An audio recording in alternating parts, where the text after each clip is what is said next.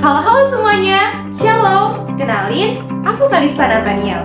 Dan hari ini aku mau mewawancarai salah satu hamba Tuhan dari gerejaku mengenai diskriminasi. Namun sebelum itu, kalian udah tahu belum sih apa itu diskriminasi? Kalau belum tahu, kita cari tahu sama-sama yuk.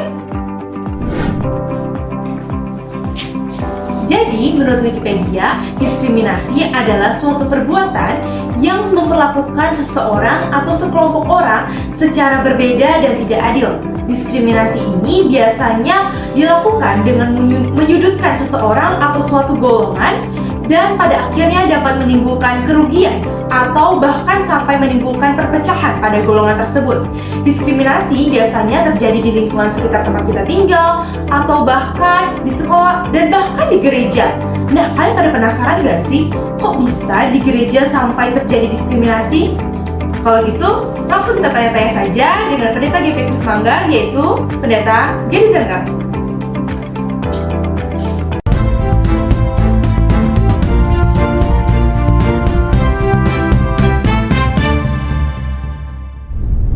Shalom teman-teman semua. Shalom Mursa. Shalom Kalista. Apa kabar Mursa? Puji Tuhan, kabar baik. Hari ini saya sedang bersama pendeta Gary Zendrato atau yang biasa saya panggil Mursa Gary. Hari ini saya akan mewawancarai Mursa Gary mengenai diskriminasi. Namun sebelum itu saya akan menanyakan pandangan Mursa Gary terlebih dahulu mengenai apa itu diskriminasi. Oke, terima kasih Kalista. Menurut pandangan saya, diskriminasi itu adalah satu sikap di mana seseorang atau satu kelompok tidak bisa menerima perbedaan, apakah itu dalam masalah prinsip, keyakinan, pandangan yang berbeda dengan orang lain, dan mereka menyikapinya dengan cara yang reaktif, merasa pandangan mereka yang paling benar dan kelompok lain yang berbeda dengan mereka itu dianggap salah, tidak tepat, sehingga karena sikap yang diskriminatif maka bisa saja mereka mungkin melakukan hal-hal yang tidak tepat, tidak seharusnya atau tidak baik begitu. Saya kira menurut saya seperti itu yang dimaksud dengan diskriminatif. Ya, benar sekali apa yang dikatakan oleh Mursa Gary. Jadi menurut Mursa Gary itu diskriminasi itu adalah sikap yang tidak bisa menerima perbedaan, ya betul ya Mursa ya? Betul. Nah, jadi teman-teman kita tahu sendiri bahwa di negara tempat kita tinggal, yaitu Indonesia, mayoritas penduduknya beragama Islam. Dan kerap kita temukan banyak perbedaan yang memicu timbulnya aksi-aksi diskriminasi terhadap umat yang beragama lain. Salah satunya adalah umat beragama Kristen. Lalu bagaimana dan pandangan dan pendapat Mursa mengenai kita sebagai umat agama Kristen yang minoritas di Indonesia yang seringkali dihadapkan dengan berbagai bentuk diskriminasi yang kurang mengenakan dan bahkan sampai bisa mengganggu ibadah kita kepada Tuhan. Padahal kita tahu sendiri bahwa ibadah adalah salah satu kegiatan yang sakral dan tidak boleh dibuat mainan atau bercandaan. Ya, saya mengerti bahwa sebagai umat beragama Kristen di Indonesia yang secara jumlah mungkin boleh dibilang minoritas, kita mungkin akan menghadapi tantangan ya dan diskriminasi yang membuat kita tidak nyaman, terutama dalam menjalankan ibadah-ibadah yang sifatnya sakral. Dan diskriminasi apapun yang mengganggu hak setiap individu untuk menjalankan keyakinannya adalah hal yang tidak adil dan tidak seharusnya terjadi. Nah, penting kita pahami bahwa seharusnya semua orang itu perlu saling menghormati, ya, dalam segala perbedaan yang ada. Oleh karena itu kita harus terus mempromosikan atau mengumandangkan tentang pentingnya toleransi antar umat beragama. Harus saling menghargai, saling memahami, dan bekerja sama untuk menciptakan masyarakat yang harmonis. Saya berharap di masa-masa yang akan datang ke depan, semua umat beragama di Indonesia dapat hidup berdampingan dengan damai, saling menghargai, saling menghormati, sehingga di tengah-tengah negara kita yang majemuk ini kita boleh hidup berdampingan sekalipun banyak perbedaan, namun tetap rukun, damai satu dengan lainnya. Demikian Pak Isa. Terima kasih Muse. Namun sebelum kita lanjut ke topik selanjutnya, saya penasaran banget nih Muse. Muse ini sudah melayani di GP Kris Manggar ini udah berapa tahun sih Muse? Saya sudah 14 tahun Kalista melayani di tempat ini ya bersama keluarga. Ya luar biasa ya teman-teman. Nah, selama 14 tahun Muse melayani GP Kris Manggar ini, apakah Muse pernah menemui bentuk diskriminasi? Misalnya, diskriminasi antar jemaat di gereja atau diskriminasi antar lainnya? Pengalaman selama 14 tahun di GP Kris Manggar, puji Tuhan sih tidak pernah melihat terjadinya diskriminasi dalam bentuk apapun ya, baik di antara jemaat ataupun dari kelompok lain terhadap kita sebagai gereja di tempat ini. Belum pernah ada terjadi. Ya, puji Tuhan belum ada bentuk diskriminasi apapun di GP Kris Manggar ini. Namun saya ingin menanyakan kepada Muse, jikalau suatu saat nanti ada bentuk diskriminasi yang terjadi di gereja, apa yang Muse lakukan? Iya, ini pertanyaan yang baik ya, bagus. Seandainya, walaupun kita berharap itu jangan sampai terjadi, namun bila hal itu Tuhan izinkan terjadi, maka hal-hal yang perlu kita lakukan ya adalah pertama perlu meningkatkan satu kesadaran ya, kesadaran pertama di antara seluruh anggota jemaat bahwa kita ini sebagai anggota tubuh Kristus, sebagai saudara seiman, kita mesti belajar menerima ya, sekalipun kita mungkin berbeda suku, berbeda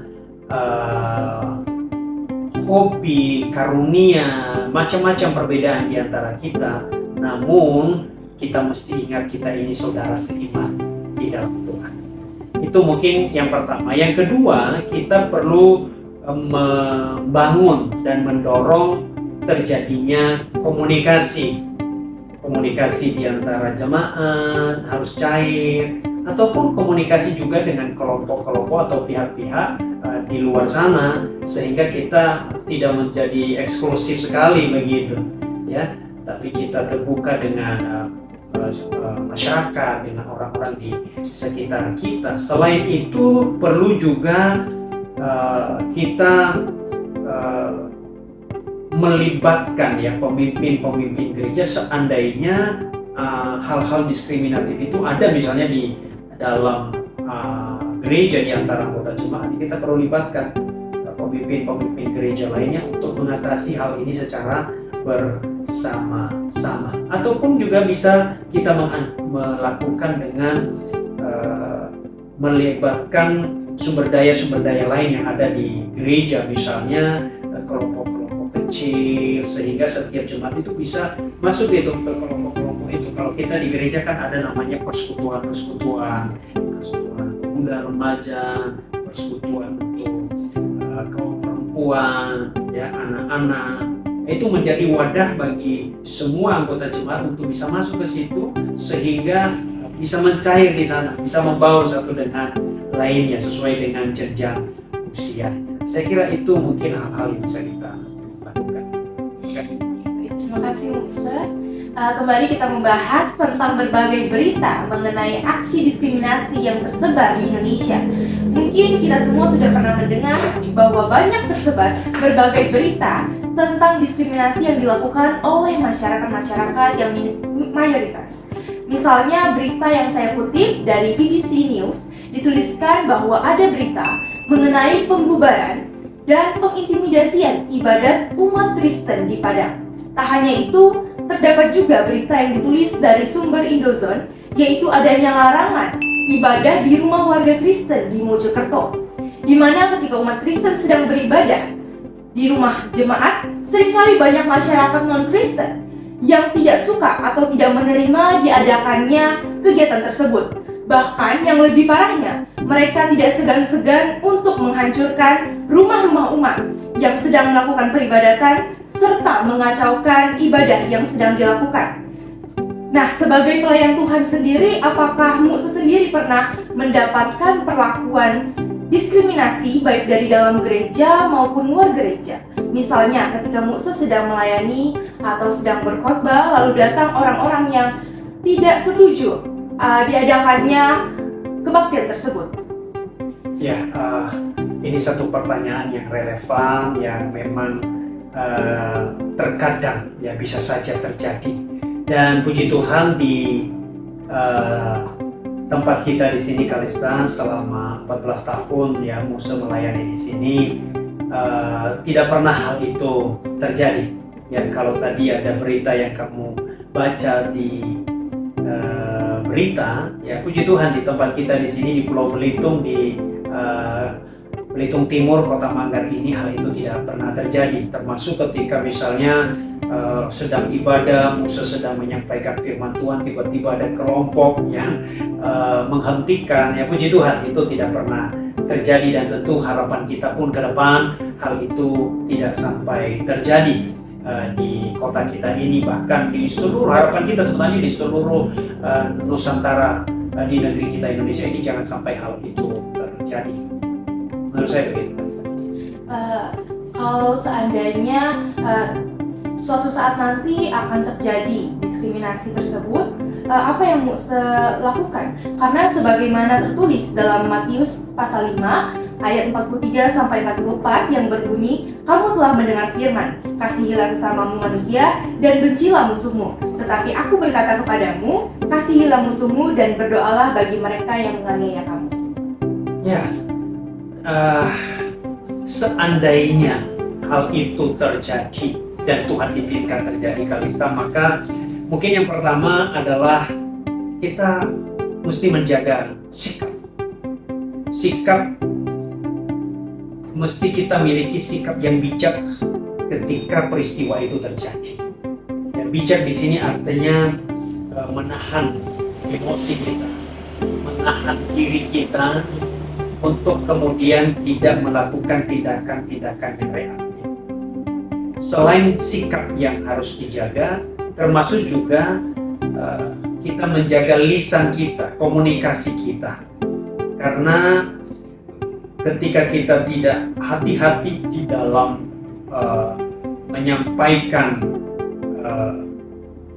pendapat kita, pandangan kita terhadap kelompok orang yang tidak bisa menerima perbedaan diskriminatif kepada kita, maka itu akan menimbulkan hal yang tentu sangat berbahaya, sangat tidak baik, bahkan merugikan bagi kita sendiri. Oleh karena itu, langkah berikutnya yang perlu dilakukan adalah kita perlu mencari solusi.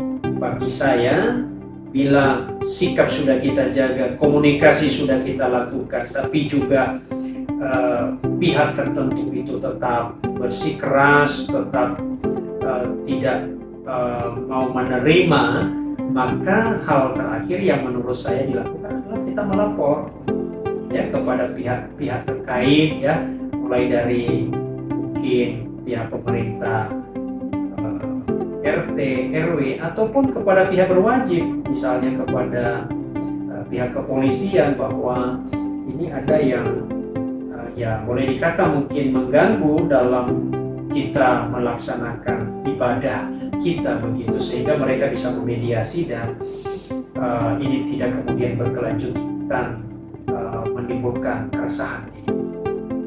dalam masyarakat. Ya demikian. Ya baik, terima kasih Muse. Lalu saya ingin bertanya, apakah selama 14 tahun Muse melayani di sini, Muse pernah tidak mendapat kesulitan dalam mendapatkan akses untuk mengadakan kegiatan atau acara gereja? Misalnya saat bulan Desember di hari Natal atau acara-acara gereja lainnya. Apa yang Muse lakukan untuk mengatasi hal tersebut? Karena saya pribadi pernah membaca berita tentang kasus di Kecamatan Moja di mana tidak ada gereja di sana, sehingga umat-umat Kristen tetap berupaya supaya tetap dapat melakukan ibadah Natal, yaitu mereka melaksanakannya di sebuah ruko. Tapi mereka malah mendapatkan feedback yang negatif. Mereka dilarang oleh warga setempat untuk merayakan hari besar keagamaannya sendiri. Nah, itu bagaimana Muse? Apakah Muse sendiri pernah mengalami hal demikian? Ya, Kalista, kalau kita di tempat ini di GP Kris Manggar, puji Tuhan selama ini kita selalu mendapatkan dukungan support ya dari baik itu dari masyarakat maupun dari pemerintah daerah, di mana misalnya dalam momen Natal kita tidak pernah dilarang, tidak pernah kemudian dibatasi untuk kita melaksanakan ibadah di gereja kita begitu. Nah, memang sangat disayangkan ya kemudian tadi dikutip dari saudara kita yang di Kecamatan Mojo ya, mereka sedang beribadah dan sesuatu yang tidak diduga kemudian terjadi kepada mereka.